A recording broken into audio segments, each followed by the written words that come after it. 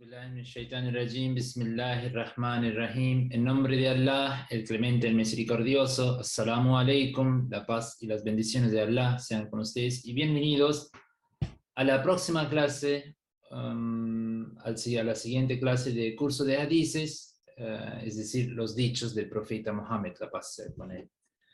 Para la clase de hoy empezamos con un dicho muy importante que el profeta Mohammed, la paz sea con él, dijo, y es algo también muy importante para nuestras sociedades en América Latina.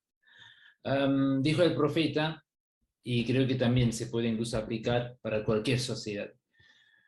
Dijo que los discípulos comentan, narran, que nosotros estábamos sentados y hablando en una vereda frente a nuestra propia casa, cuando el mensajero de Allah se detuvo junto a nosotros y dijo: ¿por qué os sentáis en los caminos?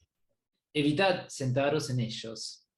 Y le respondimos: nos sentamos allí sin intención de hacer daño, es decir, que no queremos robar a nadie, ni queremos lastimar a nadie, ni queremos pelear, ¿sí? Ni queremos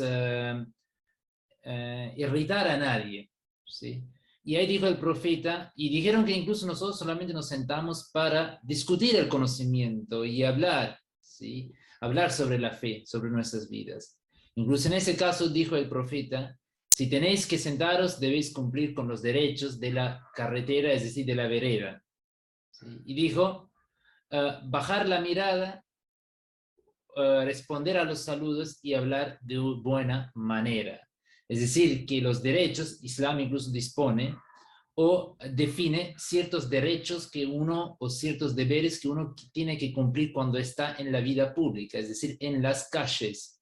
Y el derecho de la calle, de la vida pública, es que uno tiene que bajar la mirada, algo muy importante, es decir, controlar tus impulsos sexuales y no cosificar al otro género, y especialmente un mandamiento para los hombres, es decir, respetar la dignidad, el honor, el respeto, y asegurarlo hacia el trato o en el trato hacia la mujer.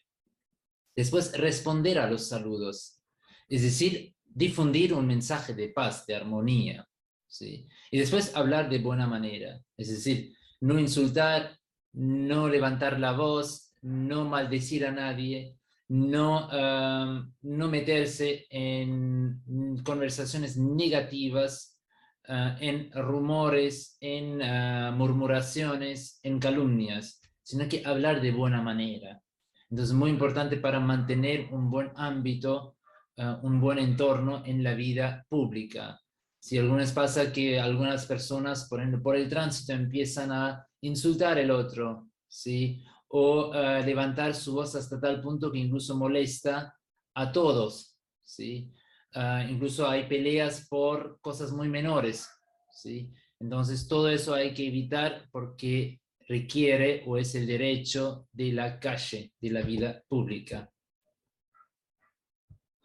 Después dijo el profeta Mohammed, la paz sea con él: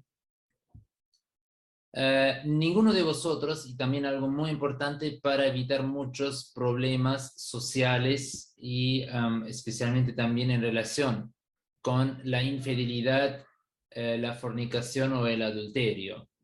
Y dijo que ninguno de vosotros debe encontrarse con una mujer en la intimidad a menos que esté acompañada por un mahram. Sí, un mahram es su pariente o alguien. Mahram literalmente procede de la raíz que significa que algo que está prohibido o que está santo, o que es santo, ¿sí?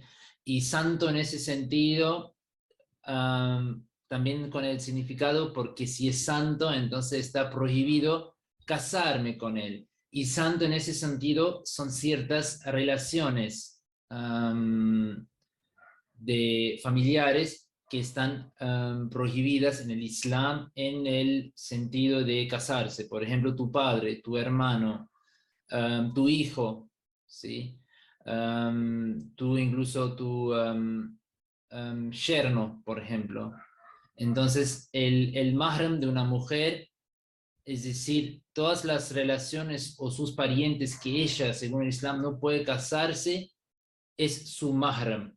Es un pariente que es para ella prohibido o sagrado, y por eso en frente de tal persona ella tampoco no tiene que hacer o no tiene que usar de manera tan estricta el velo o mantener la distancia. Por eso, por ejemplo, una mujer musulmana en frente de su papá, de su hermano, de su hijo, no tiene que cubrir su cuerpo o en ese sentido obviamente vestirse de manera modesta, pero no como si ella o cuando ella sale entra en la vida pública en frente de otros hombres. Y lo mismo es para un hombre, las relaciones de mahram son por ejemplo su mamá, su hermana, su hija, su suegra, ¿sí? Su nuera, ¿sí? Entonces, él no puede casarse con ellas, incluso tu tío o tía directo. Entonces, un mandamiento muy claro que siempre evitar la intimidad con el otro género, porque eso siempre produce o fomenta ciertos impulsos o puede fomentar ciertos impulsos y que tal vez alguien con un carácter débil o que no tiene suficiente control sobre sus impulsos, tal vez podría llegar en un acto de transgresión hacia sí mismo o un acto de incluso fornicación, adulterio o simplemente pecar, ¿sí? Romper uno de los mandamientos de Dios. Por eso es muy importante siempre evitar llegar hasta tal punto o correr el riesgo, ¿sí? Es como jugar con el fuego. Entonces, según el Islam, existe la atracción entre el varón y la mujer y no podemos apagar tal atracción. No es como una máquina, sino que lo que podemos hacer es controlar tales impulsos y manejar la sexualidad. Y la manera es, por eso, no reunirse en la intimidad con el otro género, ¿sí? Porque en ese momento, obviamente, los impulsos suben y tal vez podría ser difícil controlarse. Y por eso muy importante siempre mantener una distancia y una distancia de respeto hacia el otro y no entrar en esta relación de intimidad. Obviamente, por otro lado, tampoco hay que ir al otro extremo, tampoco no significa ahora cortar completamente las relaciones o los lazos con el otro género, sino que el Islam completamente permite mantener una relación profesional o de respeto hacia el otro, pero obviamente con ciertos límites, con una cierta distancia, para no mezclar, para no confundir sus sentimientos. Después dijo el profeta Mohammed, la paz sea con él,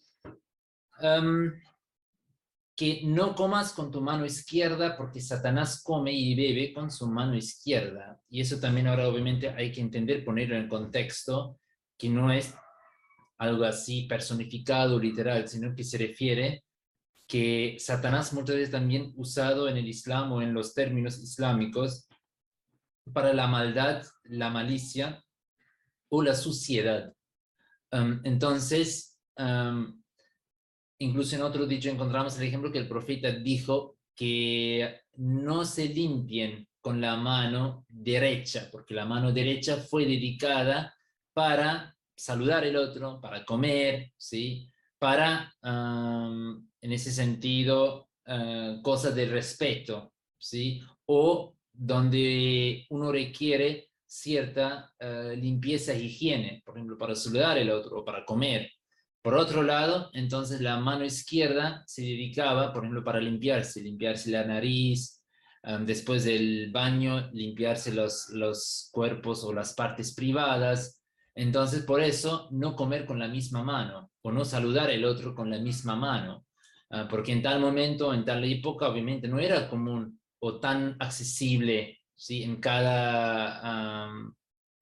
cada cuadra un baño para, o formas para limpiar constantemente sus manos, ¿sí? Por eso era la manera de mantener la higiene y también un respeto hacia el otro, que incluso muestra la excelencia del Islam en términos de también cumplir o abordar los asuntos en relación con la higiene física, la limpieza. Y ahí tenemos el dicho en el mismo contexto, donde el profeta dijo que no toquen sus partes privadas con la mano derecha mientras orináis, ni para lavaros o limpiaros, y no respiréis en el recipiente del que bebéis. Sí, simplemente por ese acto, porque después la mano derecha usamos para comer, para saludar al otro, y entonces es falta de respeto, incluso falta de higiene, limpiarse con la misma o tocar su parte privada y después comer con la misma mano, o saludar el otro, tocar el otro. Por eso era el concepto de dedicar una mano para las cosas limpias, porque requieren una higiene, y otra mano para lavar, limpiarse el cuerpo, la nariz, etcétera, etcétera. Y obviamente también acá muestra también el pensamiento profundo, ¿sí? Del Islam, que incluso tal punto que dijo que no respiren en sus vasos, ¿sí? Porque también es algo contra la higiene o los requisitos de la higiene. Porque también muchas veces en ese contexto, cuando se comparte un vaso grande, una botella, ¿sí? Y el último dicho para la clase de hoy dijo que los compañeros comentan, narran que ellos visitaron en la presencia del profeta Mohammed, la paz sea con él, a un discípulo que estaba enfermo. Entonces, cuando entraron en su casa, lo encontraron inconsciente y el profeta Mohammed, la paz sea con él, preguntó si él ya falleció. Y ellos dijeron que no, un mensajero de Allah. Al oír esto, pero por verlo en un estado de tanto sufrimiento, el profeta también comenzó a llorar. ¿Sí? Y cuando sus compañeros, obviamente también por el amor, por el cariño, el efecto que el profeta sentía hacia tal persona. Y los compañeros también empezaron a llorar cuando vieron a su profeta en ese estado de aflicción. Y ahí dijo el profeta para también aclarar y dejarla bien sentada, que escuchen atentamente. Allah no castiga por el derramamiento de lágrimas ni por el dolor de corazón, sino que toma en cuenta o muestra misericordia por las expresiones de este, y se refirió a la lengua. Es decir, que cuando Islam dice o ordena mantener la paciencia, se refiere controlar tu lengua, tus expresiones verbales, tus sentimientos en esos términos, que no quejarse ahora sobre la desgracia o no echar la culpa de la desgracia a Dios, no perder tu fe, tu confianza en Dios, ¿sí? No decir cosas malas, negativas, pero obviamente sentir aflicción en tu corazón es algo natural, o que se le llenen a la persona los ojos de lágrimas es también algo natural y no es algo contradictorio a la paciencia. Eso sería ya todo para la clase de hoy. Terminamos con las bendiciones para el profeta Muhammad, la paz sea con él. Allahumma salli ala Muhammad wa ala ali Muhammad wa barik wa sallim innaka hamidun majid.